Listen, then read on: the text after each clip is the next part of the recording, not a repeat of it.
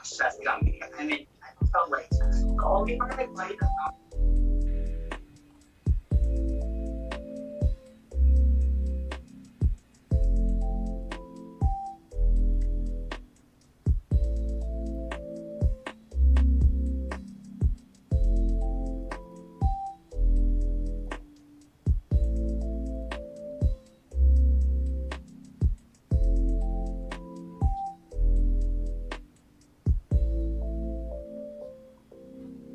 Ayan, 2 p.m. na.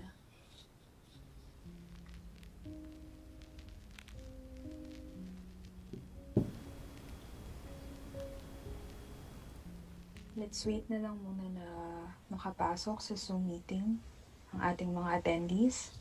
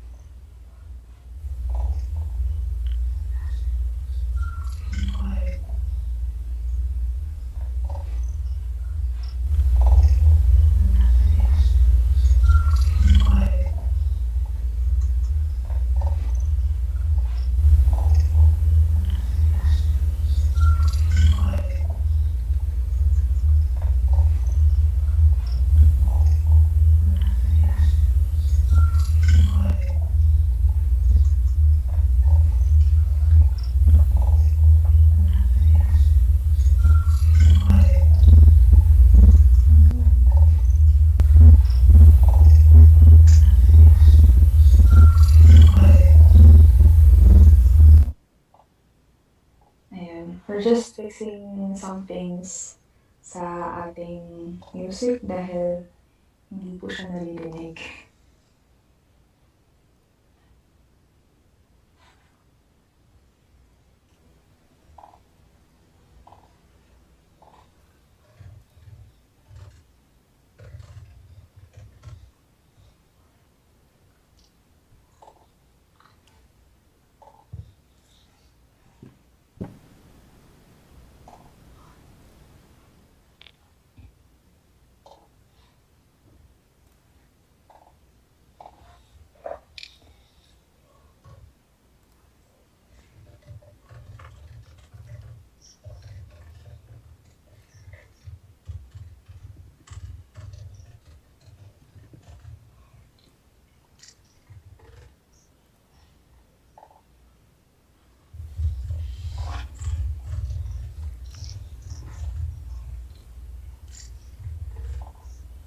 Ayan, maybe we can start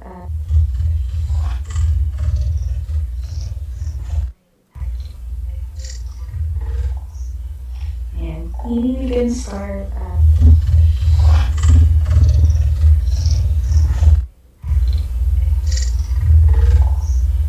maybe we can start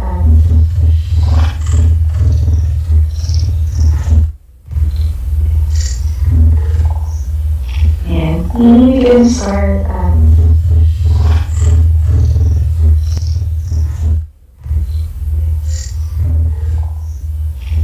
maybe we can start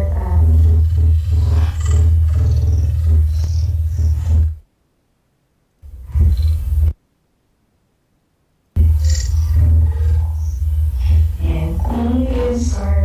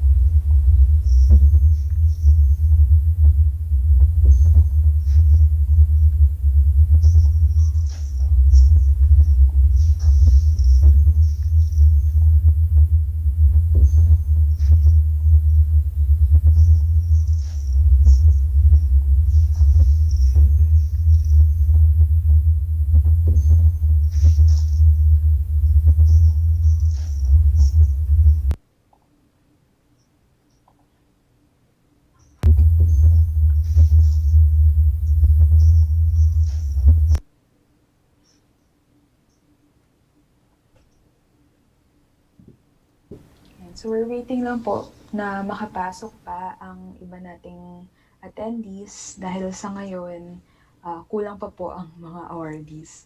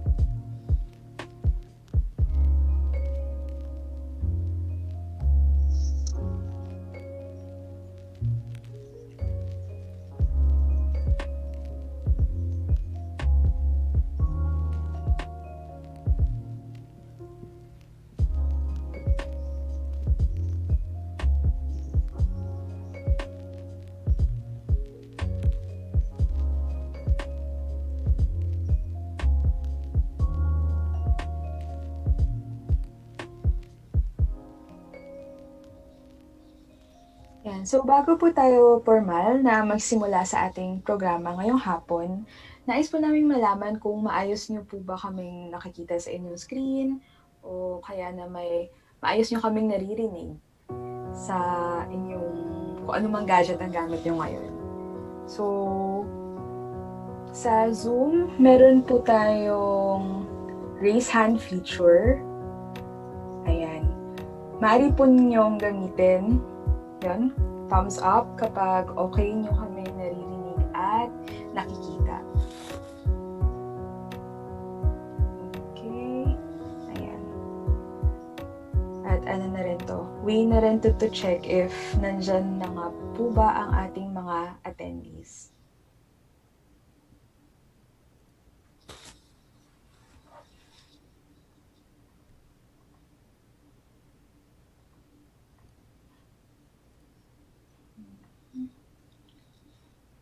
Okay. Siguro in a minute we can start.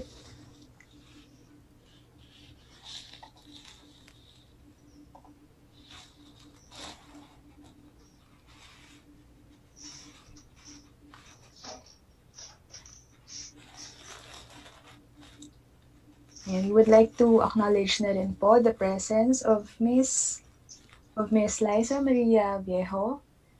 Thank you for gracing our event po ngayong hapon.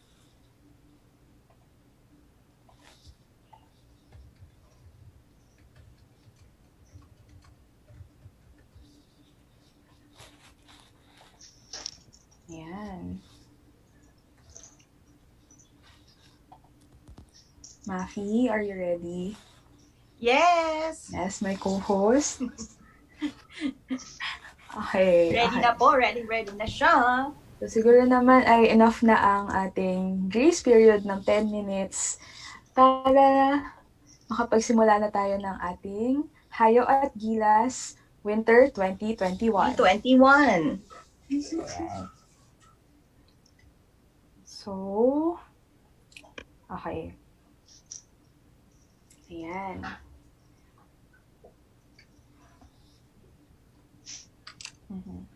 So, papaalala po namin na sa event na ito ay mayroong mga parts ng program na magre-require po kami na naka-on ang inyong camera. So, pakihanda na lang din po. Sa unang part lang naman po siya ng program.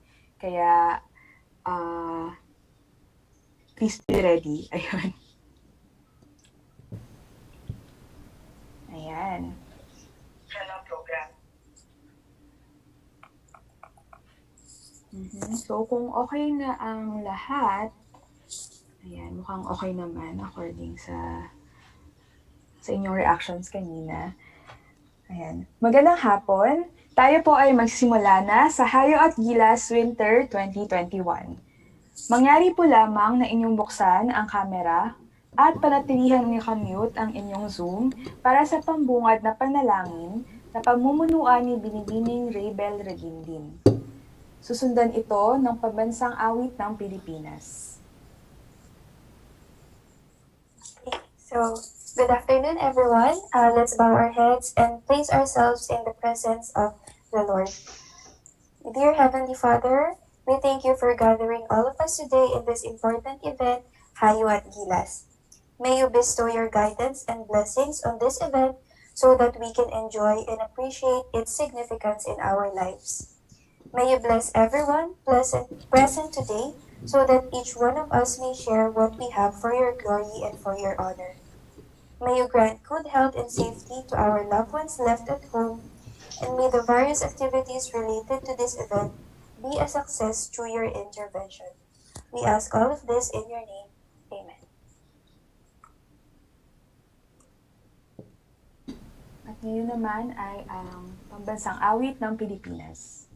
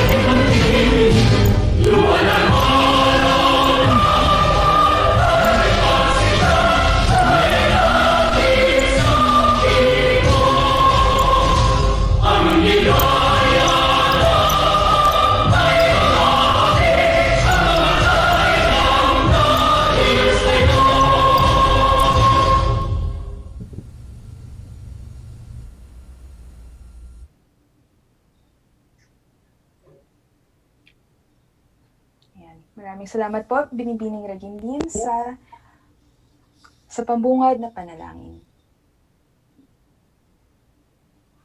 Ayan. Welcome po everyone sa ating event ngayong hapon. Rafi? Magandang hapon po sa lahat. Welcome po sa Hayo at Gilas Winter 2021. Kami po ang inyong host sa event ngayong araw na ito. Siya po ay ang ating partner, si Binibining Angela Pristine de Mejilio. She is our treasurer at nag-aaral po siya sa Busan University. Sa ngayon, siya ay nasa programa ng Global Korea Scholarship at nasa Daejeon. At ang aking kasama po ngayong hapon ay si Binibining Mafi Garcia. Siya po ay ang Busan, Ulsan, Jeju representative ng PICO at kasalukuyang nag-aaral sa India University. So, ready na po ba tayo? Simulan na natin ang pagdiriwang at ating simulan siya sa pamamagitan ng pakikinig sa pambungad na mensahe mula kay His Excellency Christian de Jesus, ang ating Charge d'Affaires mula sa Embahada ng Pilipinas sa Republika ng Korea. Good afternoon. Annyeonghaseyo. Magandang hapon sa inyong lahat. Mr. Alfredo Alcantara Jr., President of Pinoy Scholars sa Korea, members of the PICO Executive Committee, dearest PICO members, colleagues in the Philippine government, ladies and gentlemen, mabuhay kayong lahat. To begin our ceremony this afternoon, I wish to take this opportunity to first sincerely extend my congratulations to the newly elected members of PICO's Executive Committee led by President Alfredo Alcantara Jr. of Yonsei University, Wonju. As you take over the leadership of this very important organization during these challenging pandemic times, I wish to bid you and your team luck, and I hope that you will continue the admirable efforts of the execoms of previous years. Although you have large shoes to fill, I am confident that you and your team will do your best to serve our Filipino scholars here in Korea. To our honorees this afternoon, the 9 Hayo graduates, the 9 Gilas students who published their research papers, former PICO officers, and the embassy's very own Consul Ella Mitra, former PICO advisor. Congratulations on the job well done and for reaching this important milestone. My congratulations as well to your families and friends for helping you get this far. It is an honor to have you as members of our community here in South Korea. Your achievements are not only your own, they also belong to your family, to your friends, and of course, to your country. As the great Nelson Mandela once said, education is the most powerful weapon with which you can change the world. Education transforms people, communities, entire nations, and the future of humanity. Although Mandela was referring to the changes that education can bring to help improve racial relations, I can't help but think about how your education can help change our country and the Filipino people. The COVID-19 pandemic highlighted the precarious existence and still endemic inequality that is the reality of most of our kababayans back home. Although the Philippine government is doing its utmost to alleviate long-standing economic and societal issues, there is still so much more to be done. And it is my sincere hope that whatever your plans may be after you graduate, that you will remember to give back to our less fortunate kababayans. The road is hard and long, but we will only achieve true equality and economic justice if we raise the bar for the least among us. I am proud to say that before it was turned over to PICO, Hayo at Gilas started as a Philippine Embassy initiative to honor the achievements of our graduates and students here in South Korea. Over the years, we recognized many PICO members who went on to achieve great things and have contributed to the betterment of our country and our kababayans. I hope that our honorees today will follow in their footsteps. Once again, I would like to welcome everyone to this important and meaningful program. Congratulations to our awardees and special guests. Congratulations to PICO for the successful conduct of this day's event. I would also wish to reiterate my sincere gratitude for your time and presence. I am glad that we have this opportunity to virtually meet and celebrate the accomplishments and wins of the members of our community. Maraming salamat po. Kamsahamnida. Maraming salamat rin po, His Excellency De Jesus, sa kanyang congratulatory message para sa ating graduates and awardees ngayong araw. Tunay na napapanahon ang kanyang mensahe. Dumako na po tayo. Yes.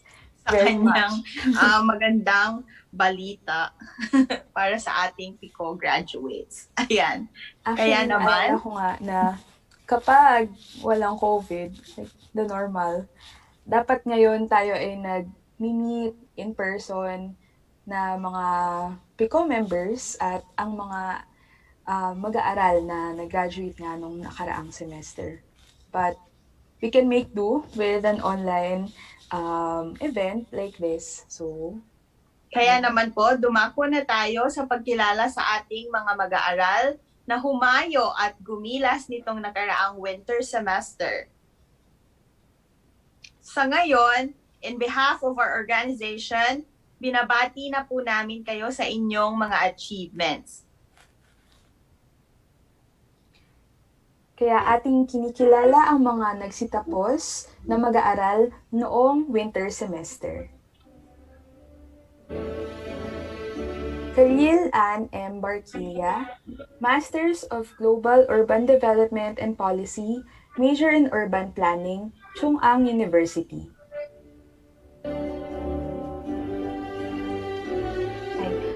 Sa dako pong ito ng ating event, amin pong pinapaalalahanan na pakibukas po ang inyong camera. Gusto po namin kayong makita sa ating video screen. Yes. So, Magsa-side by inimbitahan side po namin tayo. ang aming mga graduates na buksan ang kanilang video para amin kayong makilala. Maraming salamat po. And congratulations.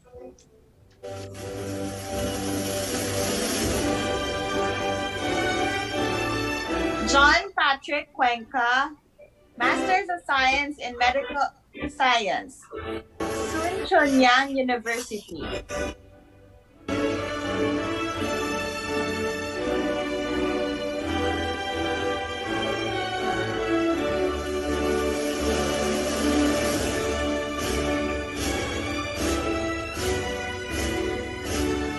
Jade Dale Encarnacion, Masters in Science in Chemical Engineering, Hongju National University.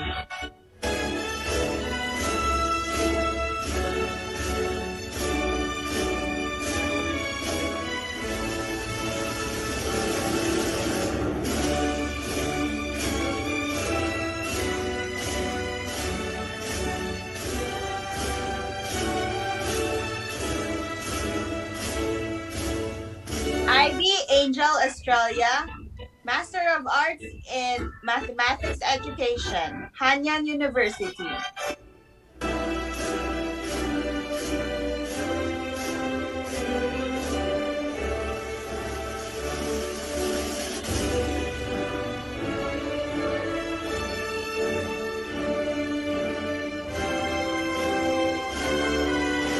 Patricia Fiel Macawile, Master of International Studies, major in Development Cooperation. Iwa Women University.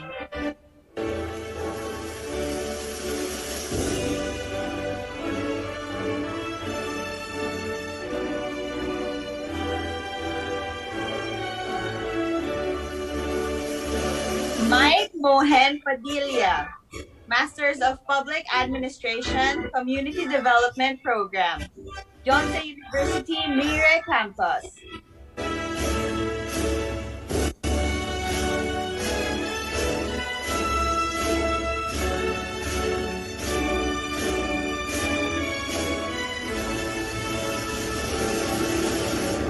Sheila Jane Margaret Peña, MD in Smart Agricultural Engineering, Hangkyong National University.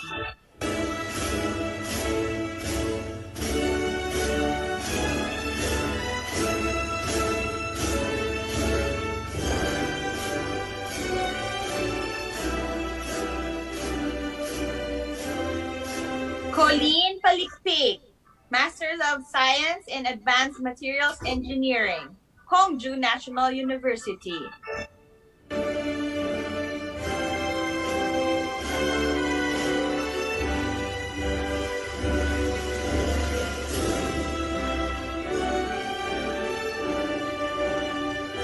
Jeremy Tamanal, PhD in Addiction Science, Samyuk University.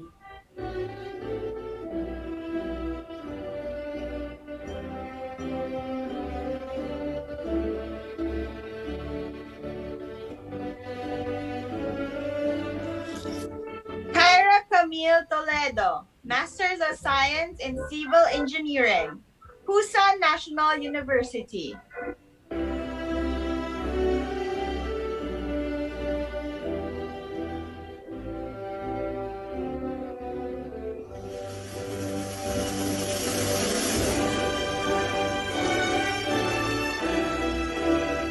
Kimberly Ann Yano, Masters in Science in Civil and Environmental Engineering, Hongju National University.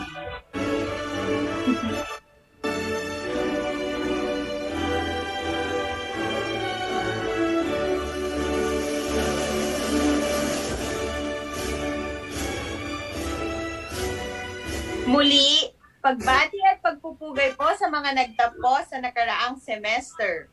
Nosebleed yung ibang courses nila at napaka-diverse po ng ating mga student population. Ngayon naman po, ating kilalanin ang mga mag-aaral na nakapaglathala ng kanilang research o nakatanggap ng natatanging gawad noong nakaraang semester.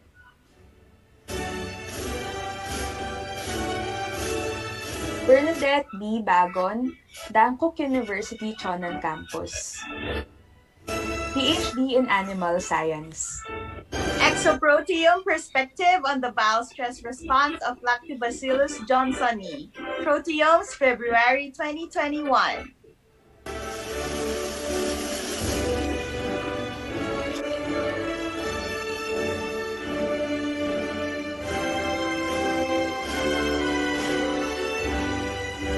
Aurelio Cabo Jr., Changwon National University, Masters in Science in Smart Manufacturing Convergence. Polypropylene abaca fiber eco-composites. Influence of bio-waste additive on flame retardancy and mechanical properties. Polymer Composites, December 2020.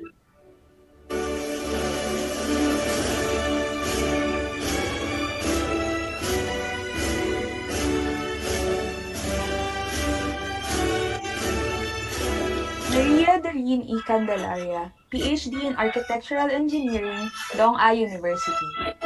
Effects of saturation levels on the ultrasonic pulse velocities and mechanical properties of concrete.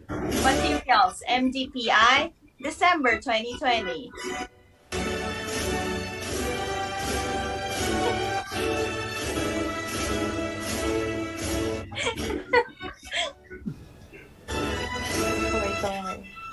Alexis Richard Claridades, PhD in Geoinformatics, University of Seoul.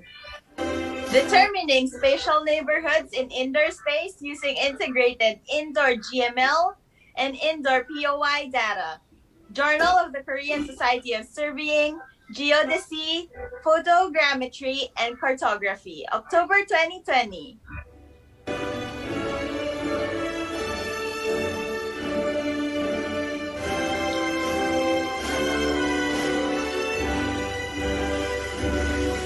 John Patrick Wenka, Masters of Science in Medical Science, Sun Chuntang University. Small diameter decellularized vascular graft with electrospun polycaprolactone. Materials letters, November 2020.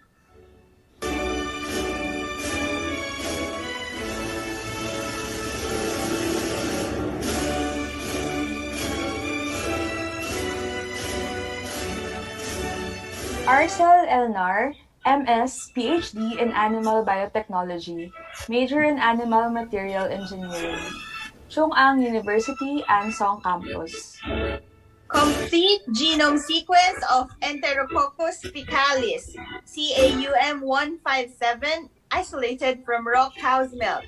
Journal of Dairy Science and Biotechnology, August 2020.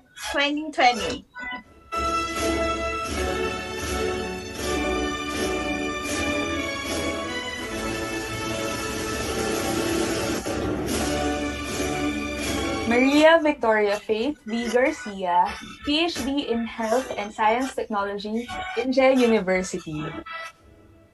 GLT2 inhibitors, the gift that keeps on giving, Korean Circulation Journal, February 2021.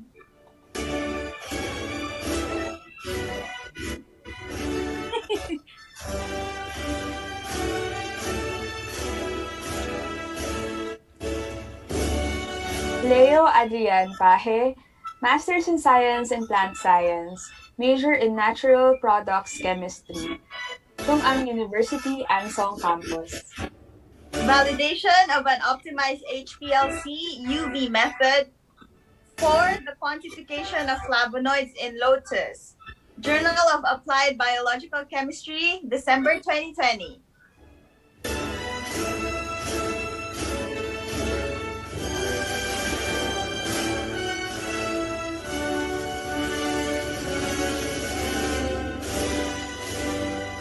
Rabel Q. Regindin, Integrated MS, PhD in Energy Science and Technology, Yongji University. Supported by metallic catalyst for the solvent-free hydrogenation of levulinic acid to gamma valerolactone. Effect of metal combination: nickel copper, nickel cobalt, copper cobalt. Catalyst November 21, 2020.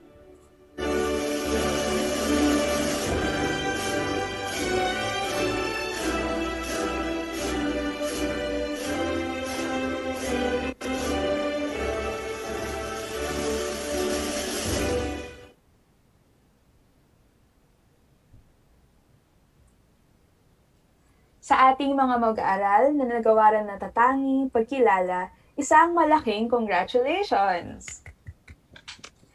Congratulations po!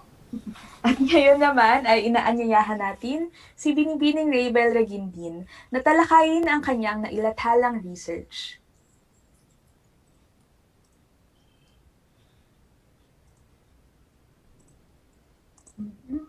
Okay, so good afternoon everyone and welcome po sa ating guest speakers and congratulations sa ating graduates and awardees.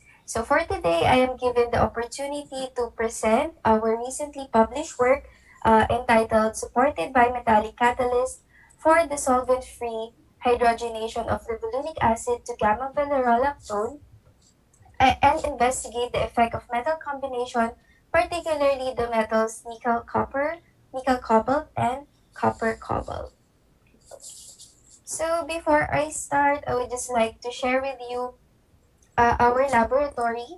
So I'm currently taking my combined master's and PhD in Myeongji University, and I am under the supervision of Professor Jong Hilso.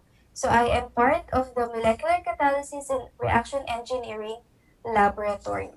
So some of our research areas involve developing and synthesizing materials for different types of applications for CO2 capture, methane conversion, biomass conversion, which is my research area, and electrochemical conversion, water splitting, oxygen evolution reaction, and hydrogen evolution reaction. So as a background of this study, so just like what I've mentioned, I am working on biomass conversion research area. So we all know that energy is essential in our daily lives. We basically do everything with energy, and still up to this date, our main energy source would be the burning of fossil fuels, specifically petroleum, coal, and natural gas. But even though most of our energy sources come from the burning of fossil fuels, there are a lot of reasons why we have to search and develop sustainable alternatives to these fossil fuels. First of all, fossil fuels are non-renewable. Actually, they would take millions of years before they would form within the earth. And they also possess environmental hazards since they are emitting greenhouse gases upon the burning, and also they have high economic costs upon its extraction. Now, as you can see in this figure, up to 2040, we are still expected to depend on fossil fuels as our main energy source. However, fossil fuels are expected to be depleted by the year 2060. And also from this figure, you can see that renewables, particularly solar energy, hydropower, geothermal, and biomass, is considered to be one of the fastest growing energy source. So just like what I've mentioned, I am working on biomass, particularly lignocellulosic biomass. So when we say lignocellulosic biomass, it is the non-edible part of the plant. And it is considered promising, a sustainable, and a versatile energy source and alternative to fossil fuels due to the following reasons. It is cheap, abundant, and is renewable. It do not interfere with either the food supply or land use. It allows large-scale production of sustainable fuels. It mitigates the release of greenhouse gas emissions, and of course, our main goal, it decreases our current dependence on fossil fuels as our main energy source. So for this paper, actually, when we say biomass, there are a lot of chemicals that can be derived from biomass. So in this work, I am particularly working on levulinic acid. So this is the chemical structure of levulinic acid.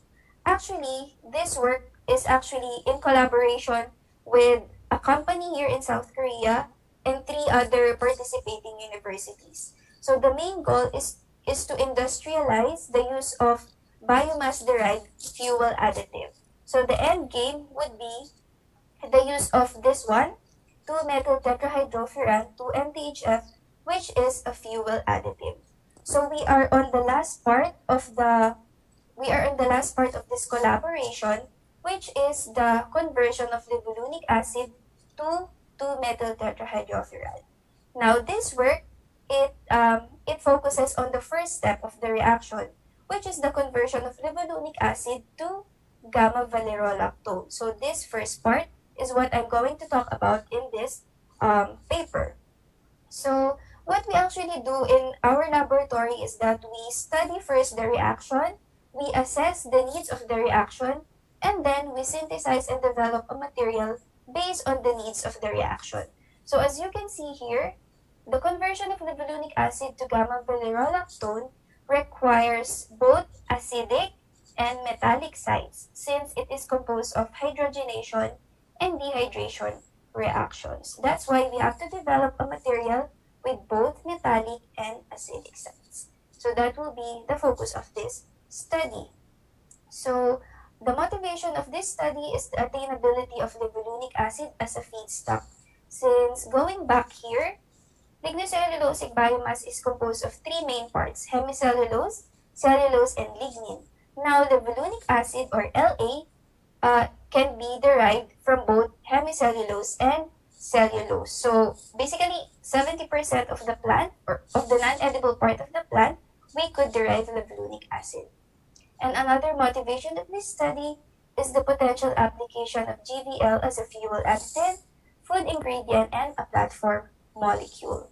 Now, if you actually search about this reaction, there are already various reports existing for this reaction. However, there are still some disadvantages and drawbacks with the current catalytic system.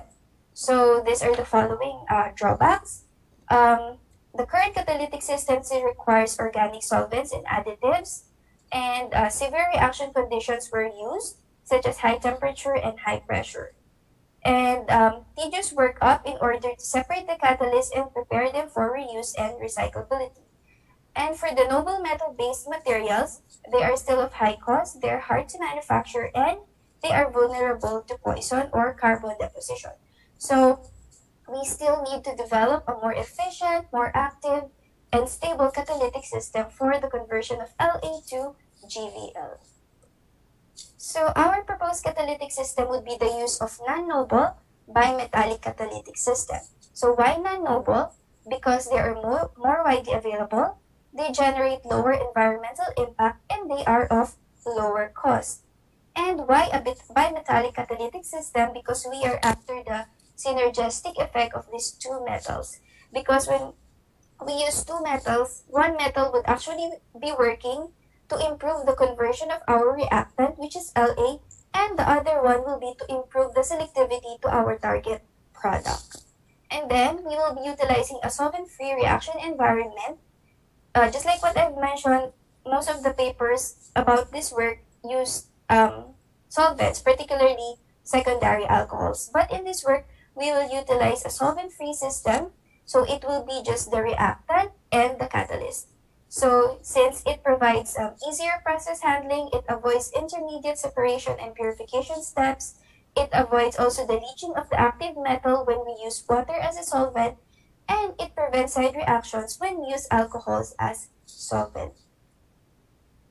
So actually, the synthesis of the catalyst is pretty simple for this work. Just like what I mentioned, we need a catalyst with both acidic and metallic sites. So this is like a representation of the catalyst. We will be using a support, in this case alumina, that will provide the acidic sites for the dehydration reactions. And then for the metals, we will be using nickel, copper, cobalt, and the combination of these metals to provide the metallic sites for the hydrogenation. So for the catalyst synthesis, we synthesize first the support using a hydrothermal method, and then we incorporate it in an aqueous solution containing the metal precursors, just stir it, calcination, and upon calcination, we will be obtaining the oxide form of the material. But we are after the metallic form of the metal, so we will be subjecting it to reduction at hydrogen environment. And then we will have the supported by metallic catalyst. Now, these are just some of the SEM images of our prepared catalyst. And for the reaction setup, we are using high pressure reactor. So we have two reactors. This is the argon gas and this is the hydrogen gas. So the first reactor could be subjected up to 55 bar of hydrogen pressure and the other one up to 110 bar. And for the product qualification and quantification, we will be using NMR and HPLC. So for the results and discussion, I'll just be presenting the main or the most important results that we were able to obtain in this work.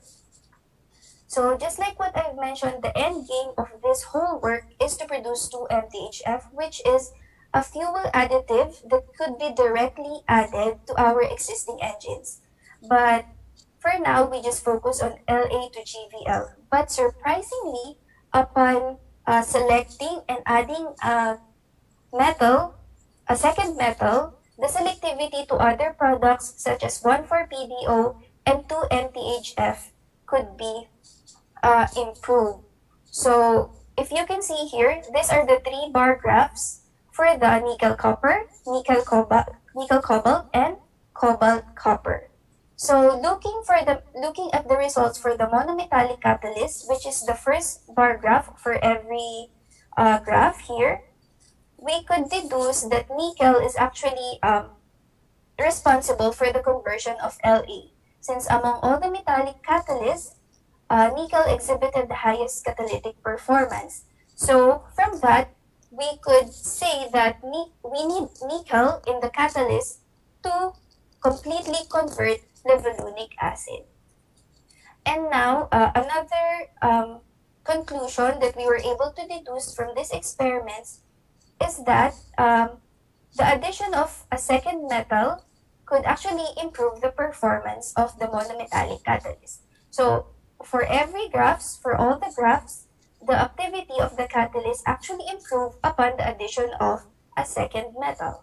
So this is the synergistic effect that I was talking about earlier, that one metal would be responsible for the conversion of La, and the other metal will be responsible for the selectivity to our target products. Actually, all of these 3 products, GVL, 1,4-PDO, and 2-MTHF, they're all value-added chemicals, and they can also be used as fuel additives. So we found out that a combination of nickel copper was selective to GVL, and then nickel cobalt was selective to 2-MTHF, and cobalt copper was selective to 1,4-PDO. So the results of this work would actually be beneficial to our main goal of converting levulinic acid to 2-MTHF.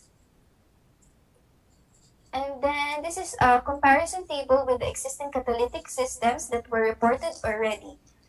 So our results presented comparable work with those reported already, but the drawbacks of this existing catalytic system, especially for the ruthenium base, the precious metal base, is that they are homogeneous. So there will be a hard time reusing it and separating it from the product. And of course, they are precious metal base, they are of high cost, and they have limited supply. Now, we also have transition metal base catalyst for this work. However, this reported suffered from metal leaching and were not found to be recyclable. So these are the results of our catalyst performance. And these are just some of the characterization of the catalyst. So actually, what we do is we assess the reaction and then we synthesize a material based on the needs of the reaction. After that, we will dig deeper into the properties of the material so that we could analyze what are the characteristics of the material that were responsible for its activity. So these are the SEM images and these are the TEM images. So I'm not actually sure if you can notice it, but these are the monometallic catalysts and these are the bimetallic catalysts. And the bimetallic catalyst actually showed smaller particle size compared to the monometallic size, revealing that the metal particle distribution was improved with the addition of a second metal. And for the TEM images, as you can see, the dark particles, the dark circles, they're actually the metals impregnated inside the support. So these dark particles signify that we have successfully impregnated or incorporated metals onto the support.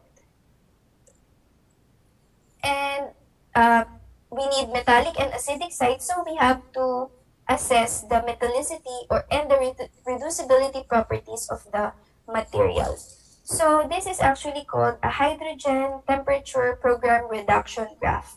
So we're actually using hydrogen gas for this reaction, so we have to study the response of our material in a hydrogen environment.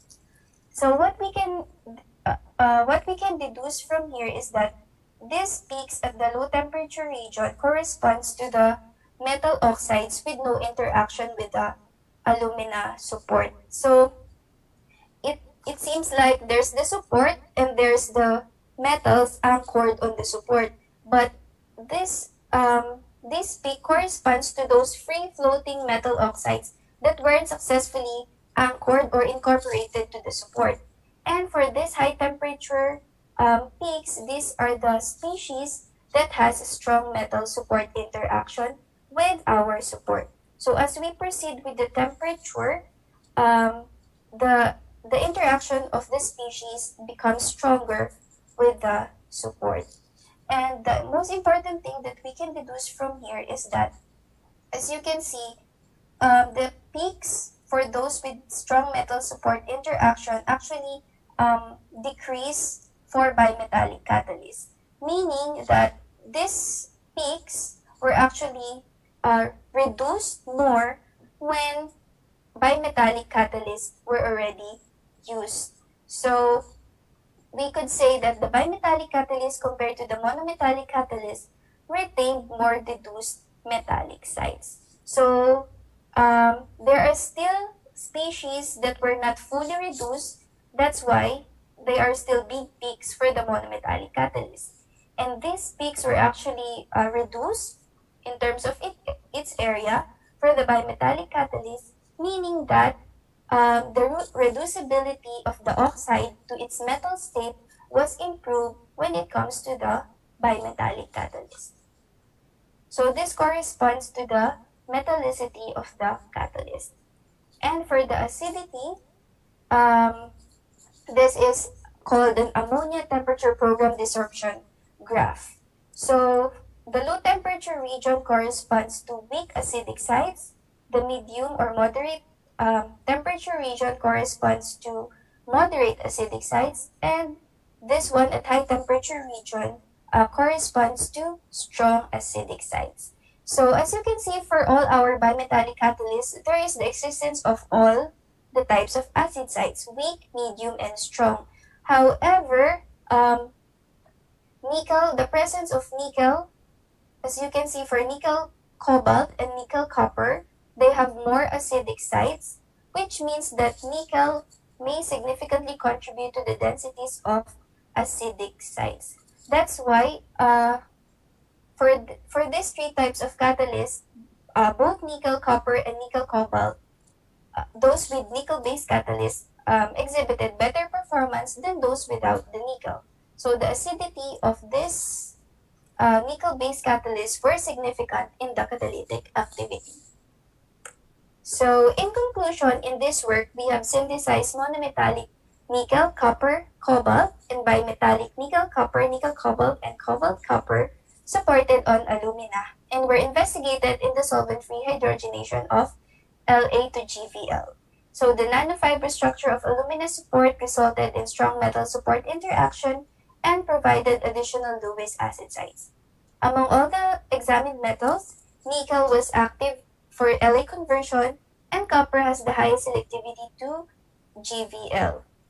But if we want to produce 1,4-PDO, cobalt copper would be best to use, and if we want to produce 2-MTHF, nickel cobalt would be the best metal combination.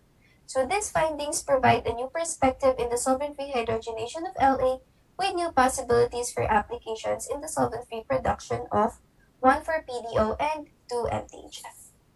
So that would be all, and thank you. So this article is published in Catalyst, and it's an open access journal, so you could see this work online. Thank you. Thank you very much, Raybel. So, Thank you very much po, Miss Bell. We now open the floor for questions. Should you have, kung curious po kayo sa inaral at sa mga results ni Bell sa kanyang study, iniimbitahan po namin kayong magtanong. Because knowledge is power, sabi po ng ating Ernie Baron.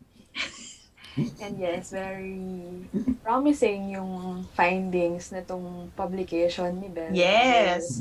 Kailangan nga for the future of our world. Yes, babawasan ang emissions ng fossil fuel. At tama po ba ang intindi ko? O, di ba? Emission ng greenhouse gas from burning of fossil fuels. Bongga! Love. Di ba? Kailangan talaga natin yan.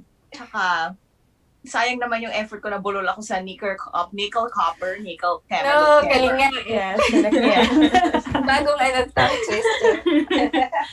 But I'm curious kung yung ginawa mo na research, that is for later on sa down the line, gagamitin siya para sa fuel or Yes, cars actually, or dito anything sa else? Korea, the project started in 2018. We're actually on the last year na. So, ano na kami, for pilot scale na kami. We're actually required na mag-produce ng 50 grams of this catalyst kasi ano na siya, for batch scale na talaga siya. Gusto na namin itry to produce it in large scale and then to try na siya dito sa Korea. So, I really find it interesting kasi I could see the research work on the lab na mag-materialize talaga and ma-apply talaga siya dito sa Korea. So, ang start ng output is sana ma-apply siya sa mga automotive industry in Korea. Yes. Can you see this kind of technology being brought to the Philippines? Kaya, Actually, okay siya kasi madami tayong resources. We have a lot of crops. Yung mga crops din na hindi nagagamit. If only we could have the budget. So, for the reactors and the chemicals that we'll be needing. Pero, we have the resources. Yung pinaka-reactant, yung pinaka-starting material, we have it in the Philippines. So, if we only have the budget to conduct the series of experiments, and then we could actually do it. Ayan po. Ayan. Meron daw pong Question question tayo. si Ginoong Morelio Cabo. Yes, hello po. Hi, Bel. Hi! Welcome, everyone. Usually kasi, di ba, pag gumagawa tayo ng biofuel, pwede nating starting materials is, uso na rin yung galing sa vegetable oil. I'm working also on the vegetable oil, pero ibang platform. Pwede ba yung catalyst research mo to apply those vegetable oil to convert to biofuel? Actually pwede siya because for that reaction, metal sites would actually be needed, but at higher temperature. However, I'm not sure if okay pa din yung vegetable oil kasi 'di ba, it actually starts the food versus fuel feud since vegetable oil ginagamit din natin siya for our own consumption. That's why we opted for the non-edible part of the plant. But I think my catalyst would also work with the your vegetable oil. But for that, at higher temperature, tama ba? Alam ko at higher temperature kapag vegetable oil. Yeah, possibly. Thank you, yun lang. Thank you. Okay, you're welcome.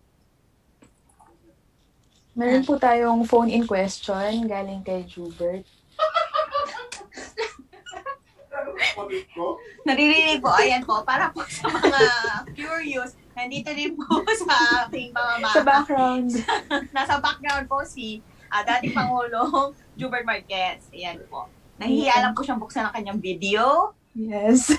No video, no answer. Magpakita daw po kayo. Yung guni-guni na lang daw po niya ang ating kasama. Ayan, ang phone-in question niya po ay, nakapatent po ba siya kay Miss Bell? We're currently working on, actually, sinusulat ko pa lang ngayon yung patent application. Pero, Cool. Bongga! na Nakapangalan ba sa'yo, Miss Bell? pangalawa lang, professor pa din yung una. Ayan! Ay! Ako. Uulan pa rin! Uulan pa rin po ng buwan. Yan, bongga. Ayun pa, thank you. Meron pa po bang questions? Ayan. Well, I guess pwede na po tayong mag-move on sa ating pong susunod na parte. Once again, maraming salamat po kay Miss Bell sa iyong very interesting and environmentally friendly research na tiyak naman pong lahat tayo ay makaka-benefit kung ito po ay magtuloy-tuloy. Ayan. So sa next part po ng ating programa, atin pong kilalanin si Dr. Jeremy Tamanal, PhD, para sa kanyang mensahe mula sa mga nagsipagtapos. Si Dr. Tamanal ay nakatapos ng PhD in Addiction Science sa Samyuk University. Bago nun ay nag-aral siya ng Masters of Public Administration sa Kangwon National University. Pinapaabot din po ng ating dating Pangulong Jubert Marquez ang kanyang pagpupugay kay Dr. Tamanal bilang kanyang dating boss. Ayan. Dr. Tamanal? Hello, good afternoon. Sorry, I was disconnected. Let me share to you my screen first.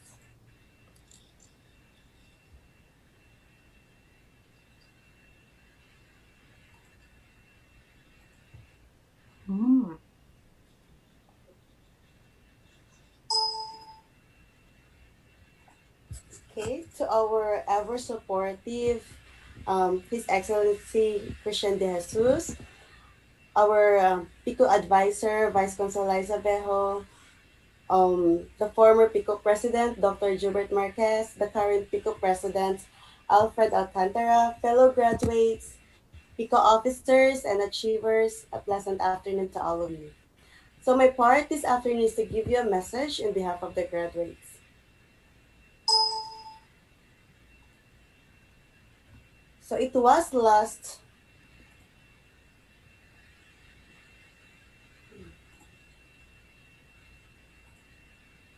Is it okay now?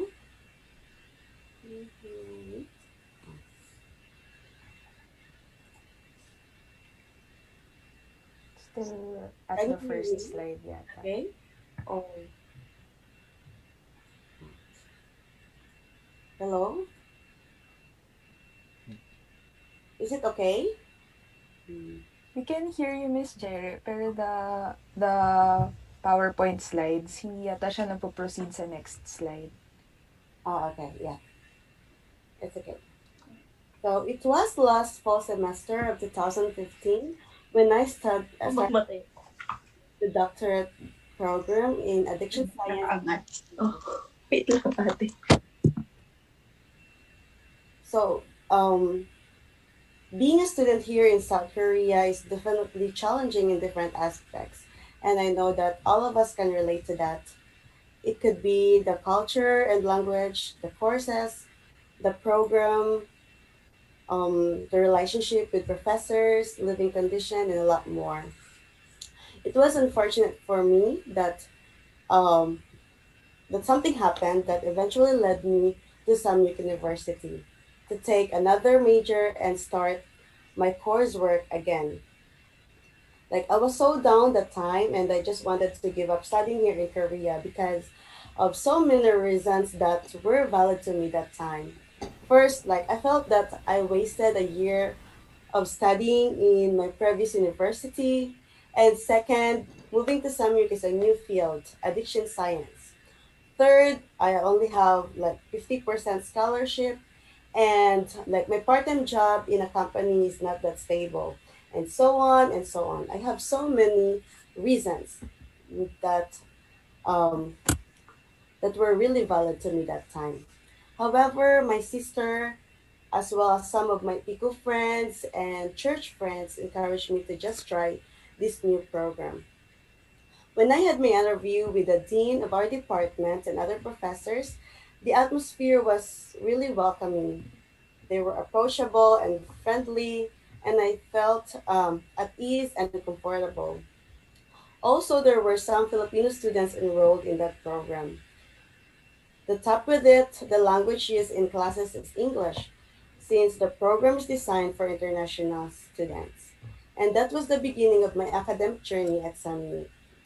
So this afternoon, I would like to share with you the three P's in my academic journey that helped me through. So the first P is patience. Is this scene familiar to you? So it is one of the meme that was taken from the Interstellar movie in 2014. So it says here that in this scene, it says that 1 hour on this planet is 7 years on Earth. And then there's like the meme. Great, I'll do my PhD here. Yes, being in the program really requires patience. In my case, I have to study 3 years for my coursework since I have to get prerequisite subjects and I took the double major program as well. Also, most of us, we have to be patient, like in waiting for the results when we submit manuscripts or when we are do and we want to get results in doing our research.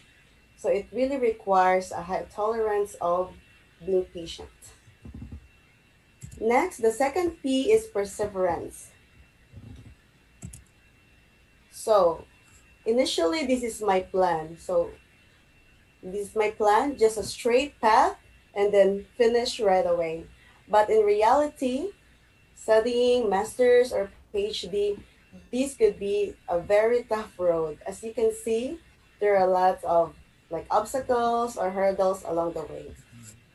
Persistence is in doing something despite of difficulty or delay in achieving success. So there could be like conflicts with professors or could be difficulty in the research, balancing time, the study or work, or to those who are working in labs, they're overworked, and a lot of unfortunate things that might happen. So, but in my case, I had no choice but to transfer to another university and start again. So, indeed, the second stands for perseverance. And the last P, providence. So, despite that studying in general requires patience and being persevere, but then we have this providence. So it's like something that we receive that will sustain us or guide us. Could be from God or from the people that surround us and give us support. So in my study, in this program, I was given the opportunity to be a research assistant under my advisor and under my department as well. So I don't need to do part-time job outside, and I was able to focus more with my studies. So, uh, hold on. And second one, like I was one of the recipients as a Woojin scholar, and that paved me ways to be more equipped in my field. Also, I was able to initiate the drug use prevention program in our country, and that was being supported by our school. And we collaborated with the Dangerous Drugs Board. So DDB is a policy making and strategy formulating body on drug use prevention and control in the Philippines. And And just last year, we have already approved another program in the Philippines. However, because of the pandemic, it was being postponed. And also, we have this collaborative efforts with the Department of Health Treatment and Rehab Center in Bicutan. So we usually did lifestyle assessment and brief intervention among inpatients of the rehab. So if I was not in this program, I couldn't do those things to give back to our country. Also, being in this program, I got scholarship under Mahidol University and did my internship in Dara Rehab Center in Koh Chang Island, Thailand. Also, I was certified as a diplomate lifestyle medicine under in this program. So despite of all the hardships, of all those challenges being faced in my academic journey, I'm still very grateful that um, we have this providence that really um, equip us or uh, enable us to be better in our field. Plus, there are also free trips, not just within the Philippines, but in other countries as well. So, indeed, studying here in Korea is not just about challenges, it's not just about the hardships, but also you have a lot of opportunities given to us. Indeed, I can say that God really worked in ways that will fully equip us in our chosen field. May require us to be patient, to persevere, but remember that He will provide the things that we need as we put our full trust in Him. A good friend of mine said that the most important um, is the process of learning things. It is not just about your research or your topic of interest, but it's your mindset and self discipline. When I look back, I remember this quote by Dan Ellis. He said, "As we learn to trust in God's plan, we will see that He has our best interest at heart."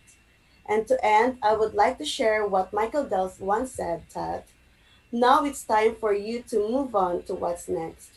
But you must not let anything deter you from taking those first steps.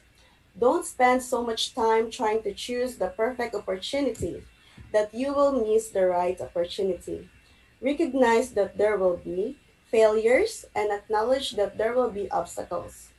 But remember that you will learn from them, and for there is very little learning in success itself. Thank you and good afternoon. Yes. Back to you. Thank you very much, Miss Jelle, Maraming for that salamat po, Dr. very Manal. inspiring. It's very inspiring indeed. At si Dr. Manal po ay, if I'm correct, is nakatanggap po ng Wujong Scholarship. Once again, kung ating pong susundan ang Embahada ng Pilipinas sa Korea, doon po sila nag-update ng mga available scholarships para po sa ating mga Pinoy scholars. So don't forget to visit their page on Facebook. And also, you can reach them through the consular services. And salamat po ulit sa Embahada sa kanilang partisipasyon sa ating Hayo at Gilas Winter 2021. Okay. Ang ating organisasyon, Pinoy scholars in Korea ay nananatiling matatag sa kabila ng mga pagsubok na kinakaharap natin. Dahil tayo ay malayo sa ating nakagisnan at bilang mga mag-aaral sa ibang bansa, importanteng magkaroon ng isang organisasyon na nakakaintindi ng ating mga pangangailangan. Kaya naman ngayon ay ating papakinggan ang nakaraang Pangulo ng PICO, si Dr. Jubert Marquez, sa mga nagawang proyekto ng PICO noong nakaraang taon. Take it away ko na ba? Hello, good afternoon everyone. It's me. Biglang naging kanal ang presentation natin. Again, good afternoon everyone. Salamat. Ano? Kakanalang ko na lang. Salamat ulit.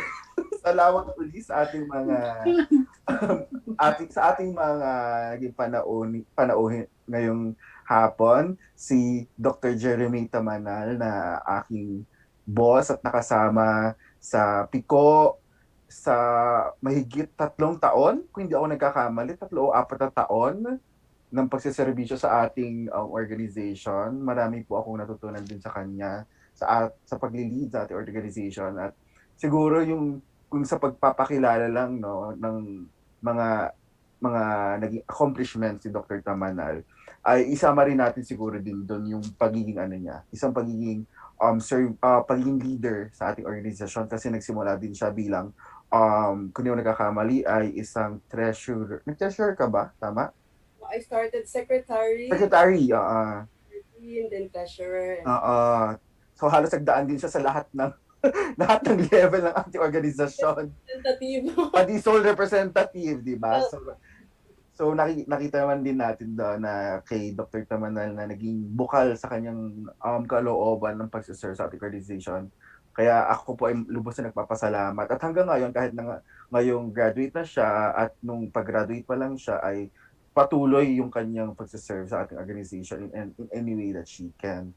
Yung akin din pong pinapasalamatan ang embahada ng Republika ng Pilipinas dito sa Korea, lalong-lalo na sa ating advisor na si Consul Liza Viejo for her unwavering support and unfaltered patience, lalo na sa nagdaang taon dahil sa mga unexpected na mga pangyayari last year. And to be honest, everyone in the organization was caught off guard, and it was the first time that we had experienced such situations na we did not have any contingency planned rather. So ako po ay lubos na nagpapasalamat sa advice na ibinigay ni Consul Liza, pa din na rin ng aking mga predecessors like sina Dr. Tamanal, sina Dr. Geronimo, sa kanilang mga advice nga na binigay kung paano natin ipupursue ang 2020-2021 sa organization natin. At lalong-lalo na rin kay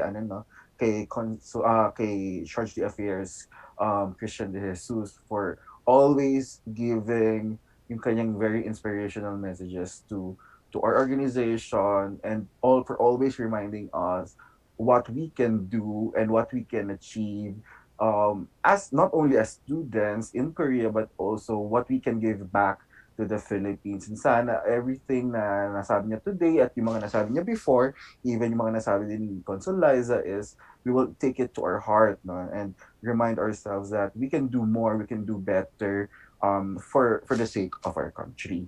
So like I said nga, doon sa nakaraang taon natin sa ating organization, it posed very unique challenges and very unique situations in which hindi tayo fully prepared for that, because when I started the organization, when I started my term in the organization last year, ating contingency, alam niya ng execom members natin last year then, like yung sina Bel, sina Joseph, sina Alfred, alam nila last year na everything that we have planned was offline, we have all complete list of it, but unfortunately after natin idaos ang Hayo at Gilas Pico noong February ay nagkaroon na nga ng outbreak, and alam niyo na kung ano nangyari after noon. So, um, our organization had to restart from scratch, and to come up with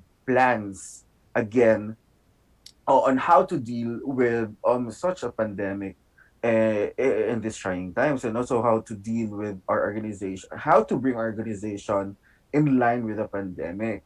So if you remember also, no, last year, we did not have much activities during the first half of the year, except for yung nasabi ko nga, yung Hayo at Gilas natin, which was the only physical event last year kasi nga nagkaroon na ng surge in the cases after this, no? Which thankfully naman din, we were still able to conduct this kahit ito lang. But at the same time, after nito, wala na tayong naidaos. Ha? Oh yeah, I'm sorry. Yun nga, kasi nga dahil nga dun sa ating outbreaks, hindi na natin masyadong alam kung paano natin i-address yung ganitong situation. So what we did was we had to cancel all of our plans for the especially for the first half, kasi unang-una hindi rin tama, no, na tayo ay, for example, nagse-celebrate ng ating General Assembly given the ongoing pandemic. So it's something na out of place, out of touch, gaganapin natin. So we just canceled it for the first half, and as much as possible. So nag-focus na lang tayo dun sa outreach natin to our fellow students. Dahil not only sa mga students rather, but also dun sa mga kasama natin or mga fellow Filipinos natin sa Pilipinas. So we come up with our plans and activities that focused on mostly COVID-19 related and how to deal with it at the same time. No? So for example, we were able to raise um quite a lot of money for my fellow students and fellow Filipinos here in Korea for the COVID-19 frontliners, para magkaroon sila ng testing, no, and carry out, and this was done in cooperation with the Philippine General Hospital and the Molecular Biology and Biotechnology Foundation Incorporated in UP Diliman, and this was facilitated also by some of our fellow PICO members, and as far as I remember, it was Eric Españo who served as our connection para dito sa MBBFI for the funding of the tests, no? And we were able to raise almost 1 million Korean won for this one. And then dito naman sa Korea, we also focused on our fellow Filipinos by giving out ng mga masks from our sponsors, and as well as dun sa mga nakipag-tie up din tayo with some of our non-profit organizations and non-governmental organization partners in South Korea. For example, itong Suyong Church and the Busan Catholic Community, wherein namigay tayo ng mga paayuda to some of our fellow students here in South Korea. And also, if I remember correctly, I will show you later, nakipag-partner din tayo kay NAED para makapagpamigay tayo ng mga masks din, no, and sanitizers. During the middle of the first half, no, nag-conduct din tayo ng webinars regarding COVID, no, kasi during then COVID was really new and we didn't know anything at all. So we turned to our resident scholars here in Korea to help us understand more about what COVID is. And I think to some to a big extent, na it really helped us get clarifications on how COVID occurs, mga ganyang bagay. So we know also na kung paano natin i-conduct ating mga sarili, no, over after watching these webinars. And I hopefully, no, this year also under the leadership of President Alfred Alcantara, we can also bring more of these webinars kasi it's very helpful, lalo hindi lang sa ating students dito sa Korea, but also to those nasa Philippines as well. Kasi like for example, here nakipag-partner din tayo with the Ateneo AKSF, or the Ateneo Korea Studies organization, no? And hopefully this year also we can conduct such activities as well. So most of our actually during the later half na rin of the 2020, no, nag-focus na rin tayo on many or if not all of our activities online na din, no? So, nagkaroon tayo, for example, din ng revamping of our website wherein nagkakaroon tayo, dito natin pinopost din yung mga official updates natin sa organization, mga other updates na din are written and contributed by the members of the organization. So, in addition to that, naggumawa din tayo din ng primer, no? That was spearheaded by our former business manager. And parang nandito na rin sa ating website yung mga know-how or di kaya yung mga ano tawag dito, FAQs, no? About our organization. So hopefully, visit nyo rin yan once in a while. And then also we did the Hayo Gilas also last year. It was the first Hayo Gilas online. And I think in the foreseeable future, no, puro online pa rin yung mga Hayo and Gilas din natin. Maybe this year and maybe next year then, no? Depende sa number of cases pa rin na naman nangyayari dito sa COVID. And I think Pico has to some extent has adapted well to conducting our affairs online then as evidenced by this mga activities natin na kinonduct online as well as yung mga meetings na ino-organize ng EDSICOM members kasi makikita na natin na most of the time no we just conduct it through Zoom and it's okay naman din. So I think in the future also kahit na nag-okay na rin yung situation natin dito sa Korea, there will be some events na rin no that will be conducted through Zoom for practical reasons and at the same time yeah, it's the new normal na rin no so we might consider stuff na lang din. I mean President Alcantara might consider na lang din this one as in the future. Also nag-conduct din tayo ng yung mga scientific webinars like for example yung ating scientific writing seminar with Dr. Marilyn Parungaw and yung ating activity and webinar with the DOST. This was actually headed by our current secretary, Ms. Riva Gindin.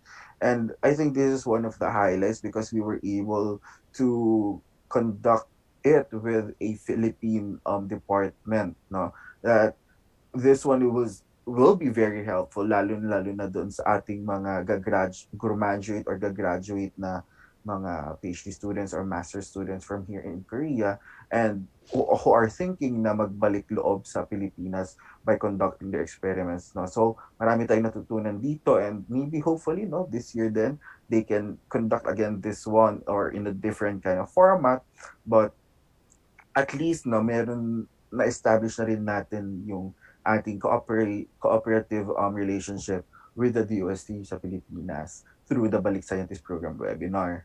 Then also we conducted in our later half of the year last October yung ating General Assembly and acquaintance party which was attended by almost 50 people no and it was the first time na online din yung ating General Assembly kasi if you remember last March kinancel nga natin due to the onset of the pandemic. So I think this year sa March no, Alfred, maybe yung ating General Assembly din ay online na rin and we're looking forward to that. Tapos yung mga nakuha natin na support from NIED last year which amounted almost to 1 million won, we opted na lang to get it in the form of 1 million worth of sanitizers and masks which was distributed to our fellow students and fellow PICO members here in Korea and in case na merong hindi pa nakakakuha, unfortunately yung mask yata ubus na pero yung sanitizers meron pa so kindly ask na lang din yung current execom kung baka meron pa silang mahinging konti na leftovers. And then we also fundraised for those affected ng typhoons Rolly and Ulysses no back in the Philippines last November. And if I'm not mistaken, nakapag-raise din tayo ng almost 1 million here, now which was coursed through the different NGO partners in the Philippines through our PICO Execom members. And finally, during last December, since alam naman natin yung situation ngayon sa Philippines, wherein our fellow scholars cannot go here in Korea due to the visa restrictions placed by by the Korean embassy sa Philippines, and the Foreign Affairs Ministry here in South Korea. We tried hearing, we tried listening to our fellow students kung ano bang pwedeng maitulong natin. And I think the general consensus was that even though na naitaas na rin namin yung aming mga hinaingdan with the NIED during the meeting which I had with them after this meeting with the Filipino students, our hands are tied din talaga kasi all of the decisions are made by the Korean government, and every decision that will be made will be centralized to them. So what we just can do for now is, just wait. Unfortunately, is the only thing that we can do. But at the same time, we have already made all the nailapit na rin natin niya sa lahat ng pwedeng agencies nating ilapit. So, yeah, what we can do for now is just wait and hopefully pray for the betterment of situation so that our fellow students can start coming to here in Korea. So that's the overall look sa ating pagbabalik tanaw ng ating organization sa 2020. Do I have regrets? Yes, we could have done more. I admit. But at the same time, ano tawag dito? At the same time, hindi rin namin, we were caught off guard din, no? So, hindi namin alam, oh my God, I'm so sorry, hindi ba lumabas ang PPT ko? Wala ba yung PPT ko kanina? Hindi ka Oh my naka-full God. screen. Sinja. Kaya ka nga sinabihan kanina na... Daldal ako ng daldal. Oh my God. Kasi nga, pinuntahan ka na, hindi ka pa nagkinig. Okay, wait. I-share screen ulit natin. Hindi ka Mabilis nakinig lang. hindi ka nakinig because Ngayon, hindi kita ka na. dumaldal. Kita na? Same thing. Kita na po. Full screen Kita na. Kita. Opo, full screen lang Hindi, po. yan. Full screen mo yan. Hindi ka My pa naka-full God. screen. Ang dami kong I-slideshow mo. Hindi ka naka-slide. Yan, my God. yan pa. Big boomer energy. Yung nakakahiya. Pinagsabihan ka kanina, hindi ka nakinig Akala ko ang sabi ni Doreen, nakalabas na ang PPT mo. Hindi. Sabi, ilabas mo ang PPT mo. My Anyway, Anyway, so ayan, nakita mo ang pack. Ito yung ating kaisa-isang offline event. So summary na lang, naubusan na ako ng laway dito, my God. So ayan yung ating fundraising para sa COVID ng first half. And ito yung pamimigay natin ng ayuda with masks and food from some NGOs based here in South Korea. Tapos ito yung ating mga webinars, yung kapihan, especially sa COVID. Tapos yung nakipag-partner tayo with Ateneo Korea Studies Program. No? So hopefully this year magkaroon ulit sila ng ganyan. And then yung ating relaunching ng ating Pico website. Sana pinupuntahan niyo yan. Nandito rin yung primer na ginawa ni ni Mel, no? Na nandoon yung mga frequently asked questions and how-tos ng ating membership. So, download nyo lang dyan sa primer natin sa website. Visit nyo. Tapos, if you want to contribute sa mga articles dito, just contribute lang kayo. Magsusulat kayo for this one. Tapos, ito yung ating kauna-unahang online Hayo Gilas, and probably not the last at itong ginagawa na natin ngayon, ating academic webinar such as yung academic writing at yung Balik Scientist program na sana magawa ulit this year, no? Kasi I think this is one of the highlights kasi naging isang malaking program to in partnership with DOST and maybe the current execom, like yung kasi si Bell din yung nag-lead last year, no? So maybe Bell can hopefully lead again for this one. Tapos yung ating General Assembly na kaisa-isa lang last year, no? Kasi nga we canceled it during the first half dahil nga the onset of the COVID, and then we got yung ating sponsorship from NIED through yung mga masks na binigay nila rather, instead of other community support. Ito na rin yung binigay nila. And then the typhoon fundraising, which amounted to 1 million, which was coursed through our Pico Execo members and we was based in the Philippines. And then yung ating dialogue with the visa sa mga Filipinos stranded. And yun nga, as far as I remember, wala pa rin talagang concrete na update for that. So yun yung rundown. Grabe, nahiya tuloy ako na pinitingnan nyo lang yung aking malaking fez all throughout. No, it's not your face. Yung full screen naman. Don't Ay, worry. My God. So maliit lang naman yung nakalakita. Buti walang, Oo. buti walang incriminating evidence na lumabas. Anyway, Hayo at Gilas 2021 po tayo. Hindi po tayo the boss. anyway, sa ating incoming execom, I have full trust in you that you will do a good job, and I hope na yung nagawa namin last year and even yung mga previous years ay malagpasan niyo pa. And as a former president, like andyan din si Dr. Tamanal, no? We assure that our services will always be here in case na kailanganin nyo. Tingnan mo, nag-agree si Doc Jere. Pag mag-aano raw, Jere, kapag mag-aano raw ng webinar, ikaw na raw ang speaker. Silence means yes. Di ba? Okay, so speaker na yan si Jere. Mga ganyang bagay, willing naman kami. So hopefully, magiging successful naman, I hope. And sana malagpasan yung aming nagawa this year. And always remember na ang ating organization is an organization that can do wonders. It can do a lot. No, it has a lot of potential, and I hope every member and every executive committee member realizes na the potential that each one of us holds can help make a change. No, lalo na sa mga fellow Filipinos natin sa back home, no, na meron tayong kakayahan to help them, and you grab this opportunity to make something out of our organization and make something na makakatulong para sa lahat. No, I hope na hindi self-serving sana ang pagiging officers natin or pagiging members natin ng organization. At the same time, maging aware tayo sa mga tao na nakapaligid sa atin and help them in any way that we can.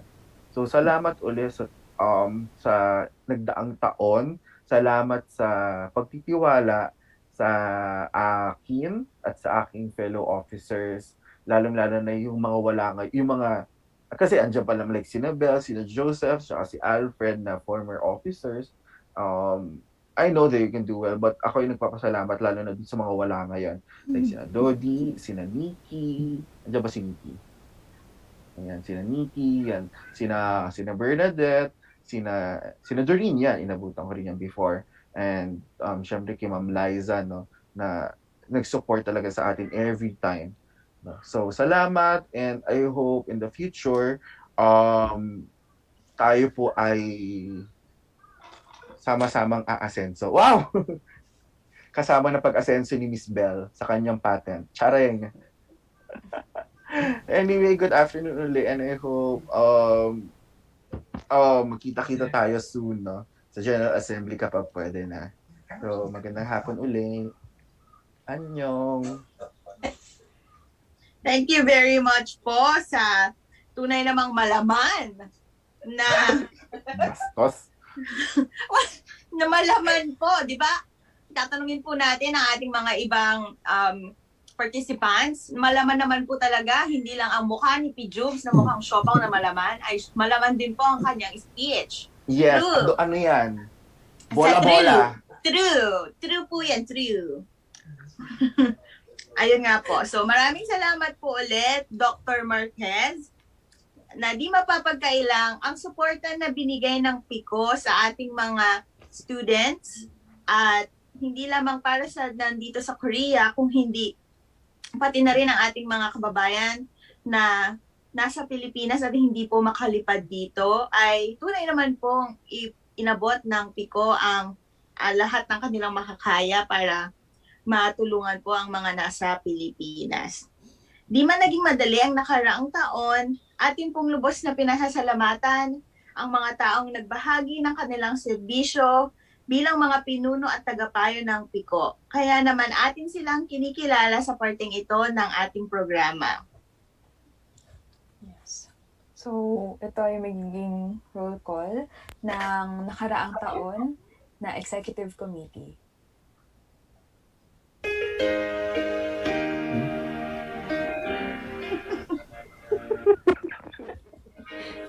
President Jubert Marquez.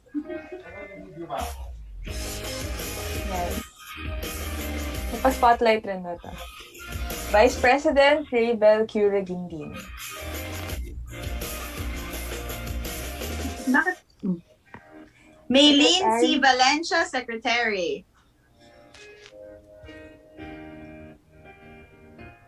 Business Manager Marisa Eco. Nandiyan pala Yes! si Mel. Love you, Mel! Alfredo Alcantara Jr., Treasurer.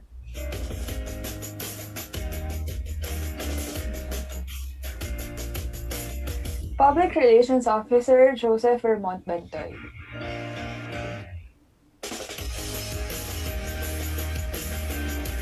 Public Relations Officer Ella Lorraine Guevara.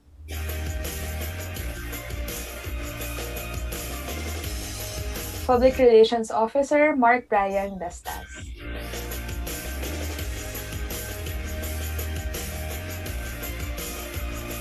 And the regional representatives from 2020-2021. Kyra Camille Toledo, Busan, Ulsan, Jeju. Grabe, hayok sa Nasa place. Jeju. Na nasa Jeju. Nasa Jeju. John Dave S. Jacinto Changwon.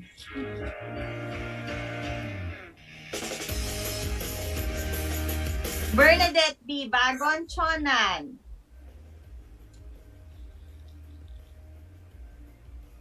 Leandre Martin ng Chongbuk Dezon.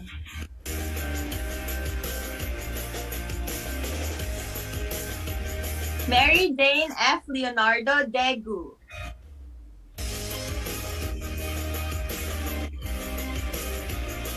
Marie Ann Dominique Bibat, Guangzhou.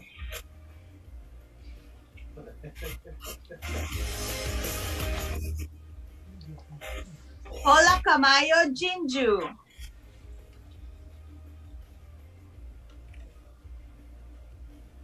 Ray Anthony Sanjorjo, Jinju.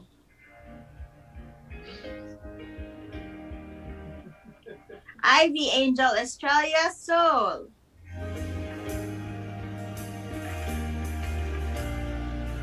Lara Janice Villaruel, Wonju. At atin rin pong kinikilala ang mga dating tagapayo ng PICO.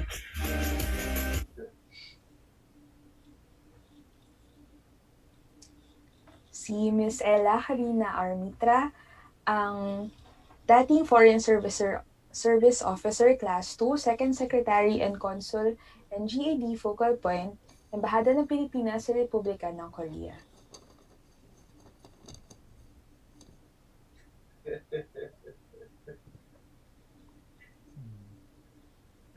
Sa ngayon po, atin pong tinatawagan si Binibining Liza Maria S. Viejo, ang Third Secretary and Vice Consul at Advisor ng PICO para sa panunumpa sa katungkulan ng mga bagong halal na pinuno ng PICO.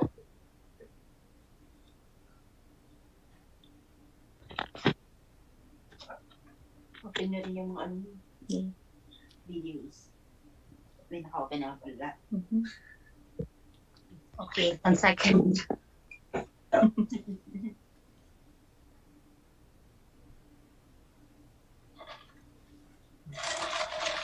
Yan, para po sa 2021 officers, maganda na po tayo.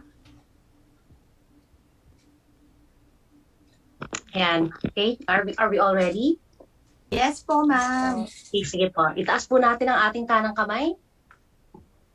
At sundan niyo po ako. Ako, Ako, si, pakibanggit ang pangalan, Si Maria Victoria Gilan Hila. ng Pinoy Scholars sa Korea, or PICO, ng Pinoy Scholars of Korea, or PICO, na itinatalaga sa katungkulan bilang na itinatalaga sa katungkulan bilang Busan-Ulsan Jeju Representative, ay nanunumpa,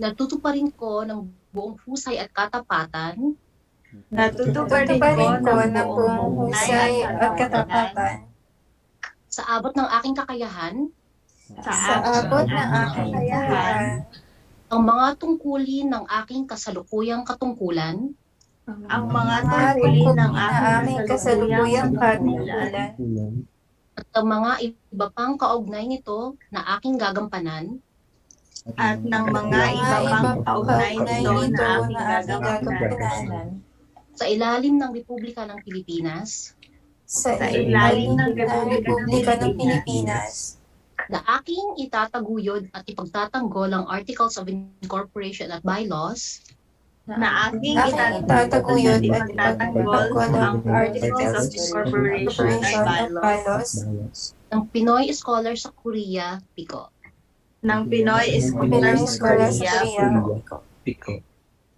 Na tunay na mananalig at tatalima ako rito na tunay na mananalig at tatalima ako rito na susundin ko ang mga batas, na susundin ko ang mga batas, mga kautosang legal at mga dekretong pinaiiral ng mga sadyang itinakdang may kapangyarihan mga kautosang legal at mga dekretong pinaiiral ng mga sadyang itinakdang may kapangyarihan ng Republika ng Pilipinas.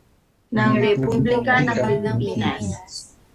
At kusa kong babalikatin At kusa kong babalikatin ang pananagutang ito ang pananagutang ito nang walang anumang pasubali o hangaring umiwas. nang walang anumang bali o hangaring umiwas. Kasihan nawa ako ng Diyos. Kasihan nawa ako ng Diyos. Right, congratulations to our newly elected ExCom for 2021 and 2022. Thank you po.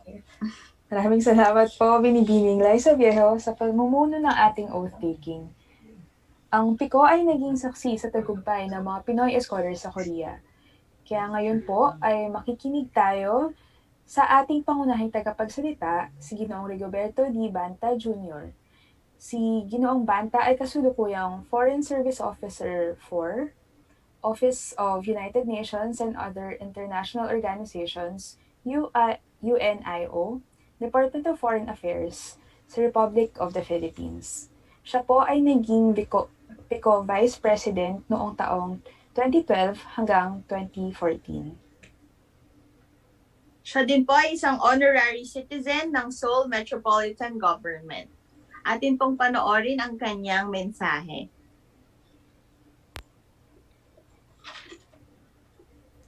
Sir Christian De Jesus, Charge d'Affaires. Ms. Ella Mitra, Second Secretary and Consul. And Ms. Liza Viejo, Third Secretary and Vice Consul of the Philippine Embassy in Seoul. Mr. Alfredo Alcantara Jr., President of Pinoy Scholars of Korea, and members of the Executive Committee. And above anyone else, to the graduating PICO members and Filipino students in Korea. It is a great honor and privilege for me to be invited to speak to you today on behalf of the countless PICO alumni and Filipino students who have graduated from Korean institutions of higher learning. I was once where you are now, finishing a degree in a foreign land that we all now consider as our second home. I also was once where I am today. It is the second time that I am giving this address, and it is unfortunate that the PICO Executive Committee was not able to find a better and more charming alternative.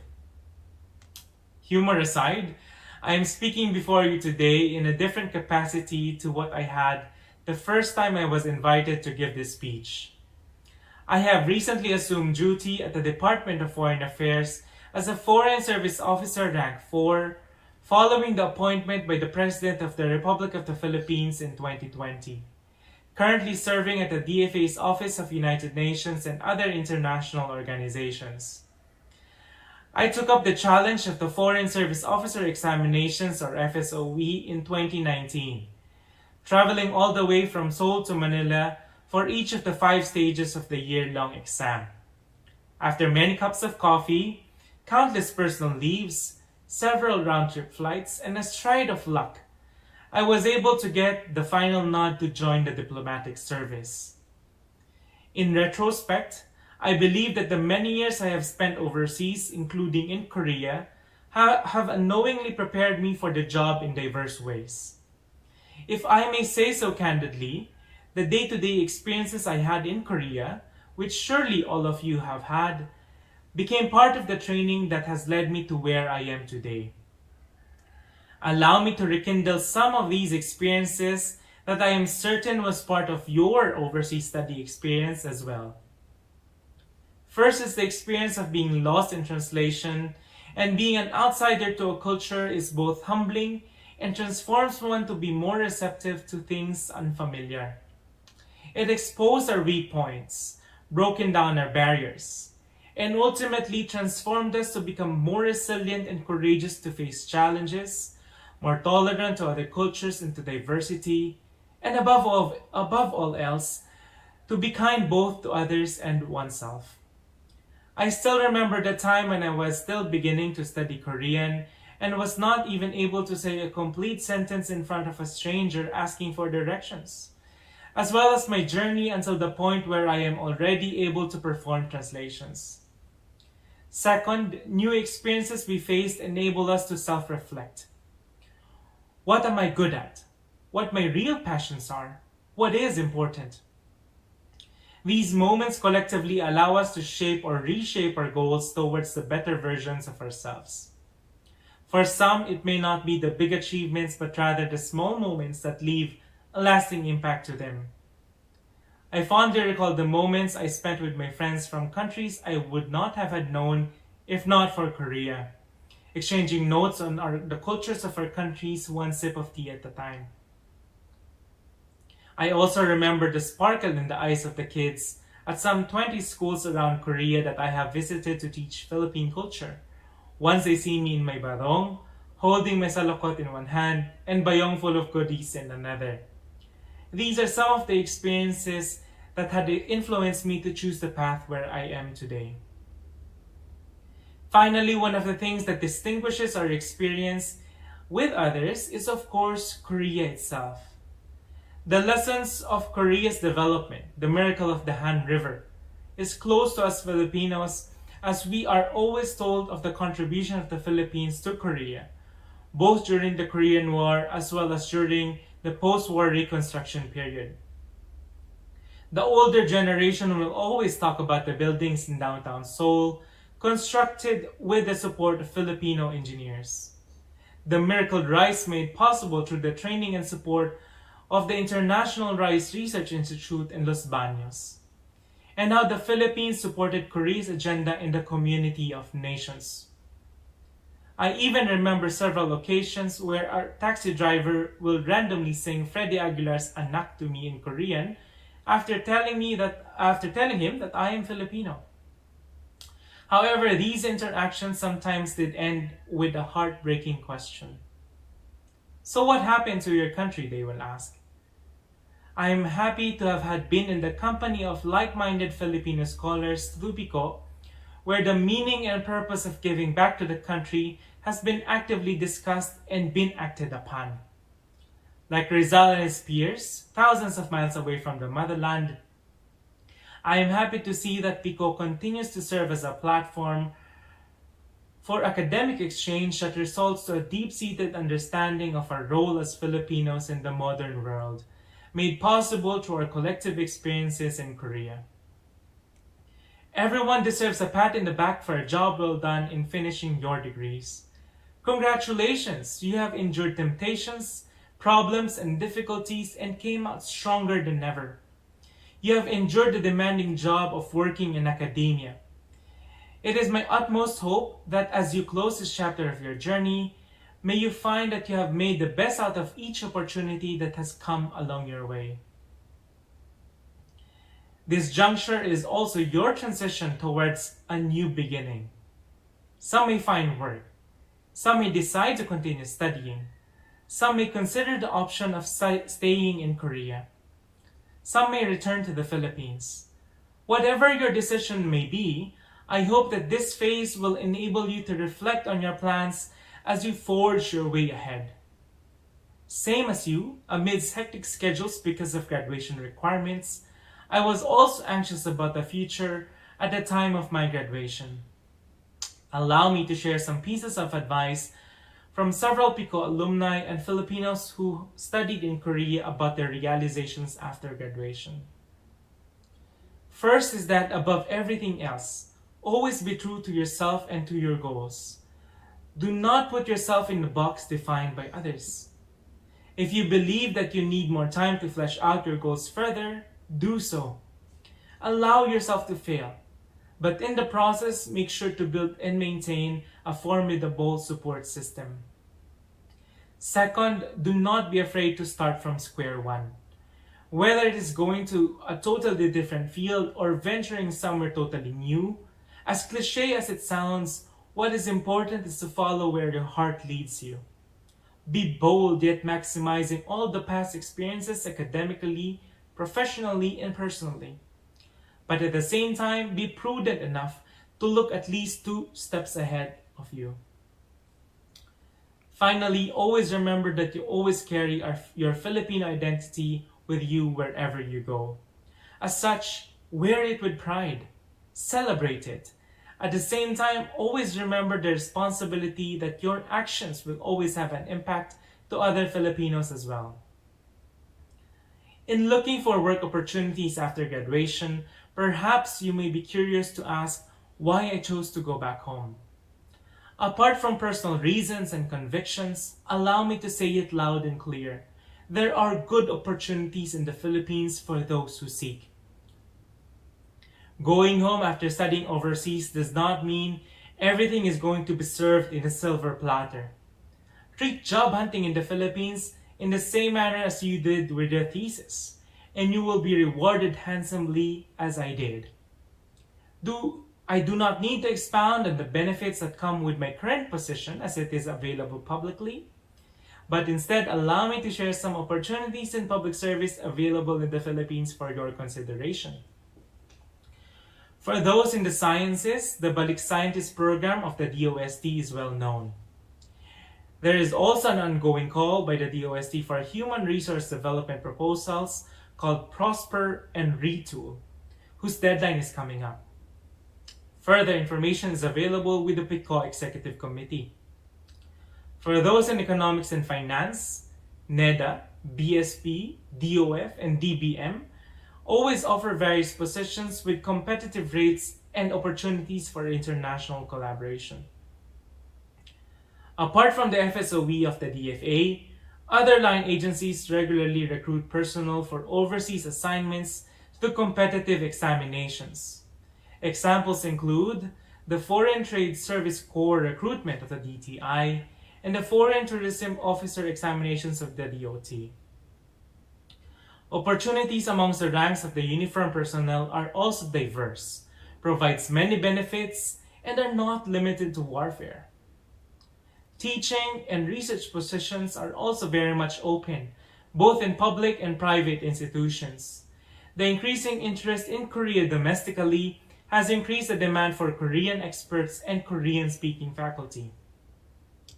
Finally, international development agencies based in the Philippines, including UN offices, development banks, amongst others, are also good options.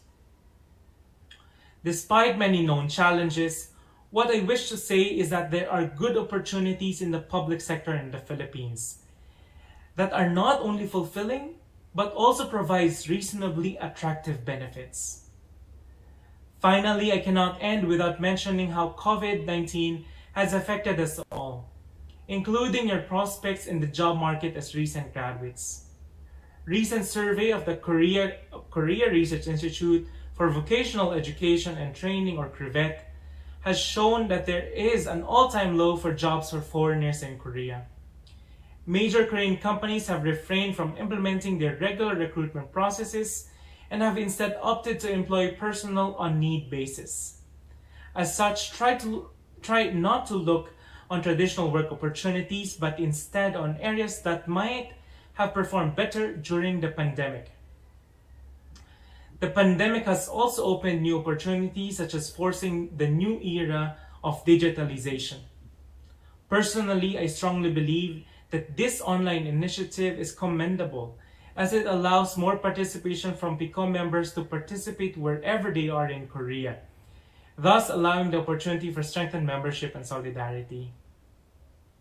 I would like to take this opportunity to also congratulate the outgoing PICO Executive Committee for a job well done, and for the incoming PICO Executive Committee for their election and assumption of duty. I am happy to see the much stronger and more inclusive membership base that also includes regional chapters. I call on the officers to utilize the momentum of virtual activities to expand PICO's activities beyond the traditional lineup. The opportunities are endless, and I am sure that the Philippine Embassy and the Filipino community in Korea will always be there to support your noble efforts. 제 경험처럼 한국어 능력 유지하기 위해 노력하신다면 분명히 많은 기회가 올 거라고 생각합니다. 시작은 반이다라는 말처럼 아직도 초보자시더라도 계속 연습하시는 것을 권장합니다. 우리 여학생들은 이 동문학관의 다리 역할을 누구보다도 가장 잘 할 수 있기에 한국과의 인연을 끊지 않도록 계속 노력합시다. Naway nabigyan ko kayo ngayong araw ng isang oportunidad upang pagnilayan ang mga karanasan sa ilang taong pag-aaral sa ibayong dagat at nabigyan ng daan upang magkaroon ng kaunting liwanag ang inyong mga plano sa hinaharap. Nagpapasalamat ako muli sa pamunuan ng PICO at sa ating embahada sa pagkakataong magsalita ngayong araw. Mabuhay ang lahat ng mga nagsipagtapos at mabuhay ang Pinoy Scholar sa Korea. Isang mapagpalayang araw po sa ating lahat.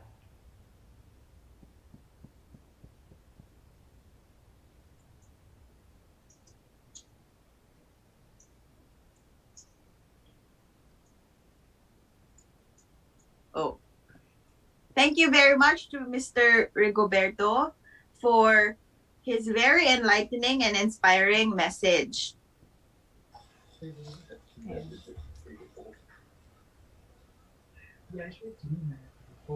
Okay. Sa ngayon po ay aming tinatawagan si Ginoong Alfredo Alcantara Jr. upang ipresenta ang pagpapahalaga sa ating panauhing tagapagsalita. Yeah. You watched Netflix on I don't.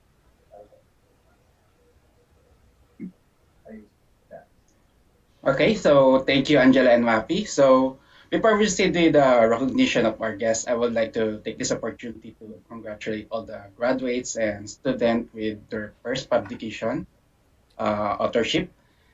Keep up the good work and thank you for joining us in this event. I would also like to acknowledge our advisor, Vice Consul Liza Maria Viejo, for gracing this event with us and for her unwavering support in our organization. I would also like to extend my gratitude to all PICO officers who work hard and able to make this event possible.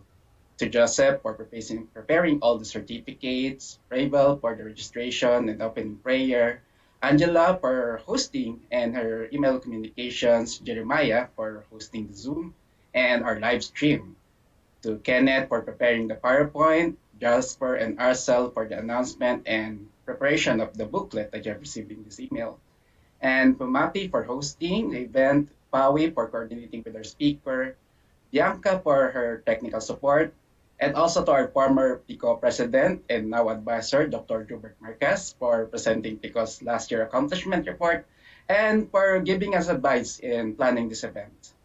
Okay, and now to acknowledge our guests who delivered their message and presented their works. I would like to present this Certificate of Appreciation. Certificate of Appreciation for uh, His Excellency Christian De Jesus for impairing valuable insights and inspirational through opening speech during Hayo at Gilas pagkilala sa mga nagsikapos at natatanging Pinoy scholar sa Korea, given this 28th day of February 2021.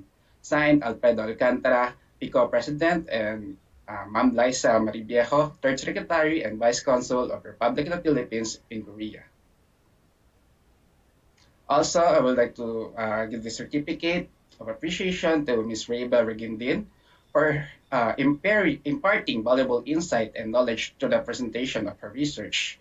And during Hayo at Gilas pagkilala sa mga pagtapos at tatang Pinoy scholar sa Korea. Given this 28th day of February 2021, signed, Alfredo Alcantara, Pico President, and Ms. Liza Mariviejo, Third Secretary, Vice Consul, Republic of the Philippines in Korea.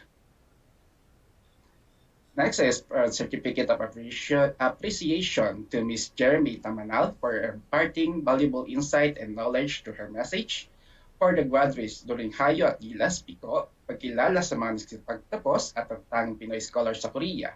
Given this 28th day of February 2021, signed, Alfredo Alcantara, Pico President, and Ms. Liza Mariviejo, Third Secretary and Vice Consul of the Republic of the Philippines in Korea. And lastly, Certificate of Appreciation to Mr. Rigoberto D. Banta Jr. for imparting valuable insight and knowledge to the congratulatory speech during Hayo at Gilas, pagkilala sa mga pagtapos at natatanging Pinoy scholars sa Korea. Given this 28th day of February 2021, signed, Alfredo Alcantara, Pico President, and Ms. Liza Mariviejo, Third Secretary and Vice Consul of the Republic of the Philippines in Korea. Thank you.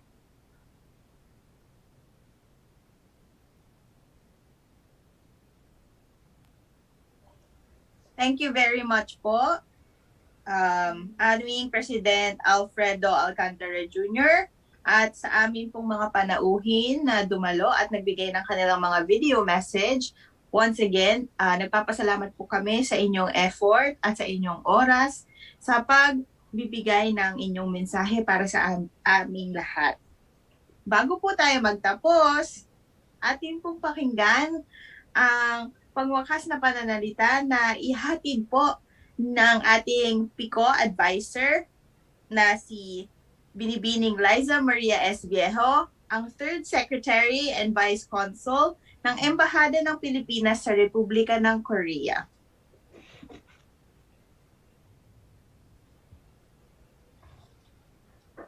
Yes, hi, good afternoon again, and congratulations to everyone. First of all, congratulations to our execom with our president, Alfred, and the rest of the team. I know that I'm very confident that you will do us proud and that you will carry on the great work that the execoms of the previous years that I have also advised into the future. And I'm very confident that you will help the Filipino scholars here in Korea and also those who are still in the Philippines in their challenges that they will face once they get here. And of course, I want to congratulate all the graduates. I'm very proud of you. I've heard all of your achievements, and I can't help but be proud that you are part of our community, and that I look forward to your contributions not only to your family, of course, but also to our country as a whole, and to our other achievers, those who have delivered your or published your papers. I look forward to maybe hearing from you. It sounds very prestigious, and to be honest, I foresee a very great potential sa lahat, kasi especially the presentation that we had this afternoon. You guys, your work are amazing, and definitely it sounds like you are going to make great contributions to not only the Philippines actually, but for humanity as a whole. So once again, thank you so much, and I won't make this long. Congratulations, and have a great day to everyone. Yes, thank you po very much, Miss Thank you very Liza. much po, Ma'am Liza. At ngayon po ay sadly, nandito na po tayo sa pagtatapos ng ating programa. Bago po before matapos, tayo meron po tayong mga request para sa group picture. Ating pong buksan Ang ang ating camera. ating mga screens at sumali po tayo sa ating group picture. Ate, halika na dito. Ayan. Ayan. Ayan na po. Meron po mga kapitbahay. Mga Ayan. housemates, dyan po sa... Sino po ang mag... Ayan, napakaganda po na aking lahat. Hindi kaya lang mahabo. Shout out po kay Kyla. Wow, nasa bus ka, girl. Ganda nung nasa bus, no? Ayan. Sino po ang magpipicture? Pwede pong magbigay ng 1, 2, 3. Q. The Q, ayan. Okay. 하나, 둘, 셋.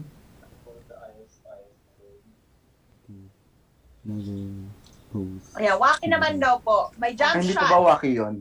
Pa-jump shot po tayo. Sige, mag-jump ka, girl. 하나, 둘, 셋. Okay. Naghihintay ako. Ayan. Ayan. At dito na po nagtatapos ang ating event ngayong araw. Again, congratulations po sa lahat ng ating awardees. Yan. And we hope to see you sa future events pa ng PICO. Just stay tuned sa mga future announcements sa ating page at iba-iba pang SNS sites. Magkakaroon po tayo ng evaluation form. Atin pong sanang sagutan ito para po sa pag-improve ng mga presentation and events ng ating PICO group. And of course, don't forget to visit our Facebook page and also keep in touch with us po. Once again, maraming salamat sa pag-attend at salamat din po sa lahat po ng nagbigay ng mensahe. We hope to see you in the next event and please stay tuned. Thank you very much po. Have a As great for your weekend. certificates pala, we will send it through email, yung PDF Oh, version yes. niya. And Oo if nga you po want pala. the hard copy, we can send it to you. Tapos, tekpe na lang. Besong B po na Besong B. 1,500. Ayan. Hindi So, po namin yung iyan-yan po pagkakakitaan. kami. Promise po, besong B lang yun. Ba't Pili lang defensive kami ka? if you want the hard copy of your certificates. Ayun. Yep. So, maraming salamat po. Jumal Jalboneseyo! Annyeonghaseyo! Korean si Gord!